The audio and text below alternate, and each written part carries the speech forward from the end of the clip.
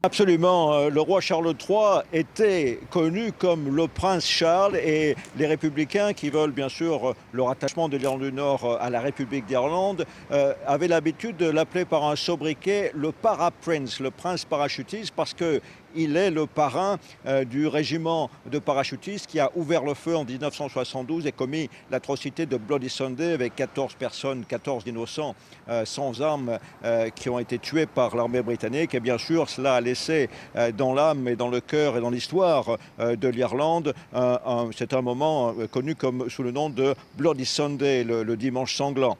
Et évidemment, c'est avec cette origine-là que Charles arrive en Irlande du Nord, mais en revanche, bien entendu, on a entendu tout à l'heure à l'Assemblée d'Irlande du Nord le président de l'Assemblée d'Irlande du Nord, qui est un républicain issu de Sinn Féin, qu'on appelait autrefois l'aile politique de l'IRA, rendre hommage au travail de réconciliation remarquable qu'a fait la reine Elisabeth, qui a rencontré en 2012 pour la première fois la présidente irlandaise en Irlande, en République d'Irlande. C'était son premier voyage, le premier voyage de son histoire et de son temps de reine, et qui a été un moment de réconciliation très important pour les relations entre Britanniques et Irlandais.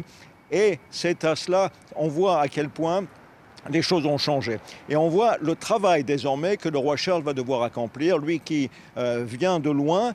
Bien entendu, il faut savoir une chose, c'est qu'il y a seulement 20 ans ou 25 ans, la reine Elisabeth ou le prince Charles ou le roi Charles aujourd'hui étaient des cibles pour l'armée républicaine irlandaise, pour l'IRA. C'est-à-dire que s'ils avaient pu les tuer comme ils ont tué l'oncle de la reine Mountbatten, eh bien, ils l'auraient fait. Aujourd'hui, les choses ont beaucoup changé. Il y a toujours des disputes sur l'Irlande du Nord liées au Brexit, mais on est bien loin des attentats dans les rues tels qu'on pouvait les voir dans les années 70, 80, 90 et 2000 même.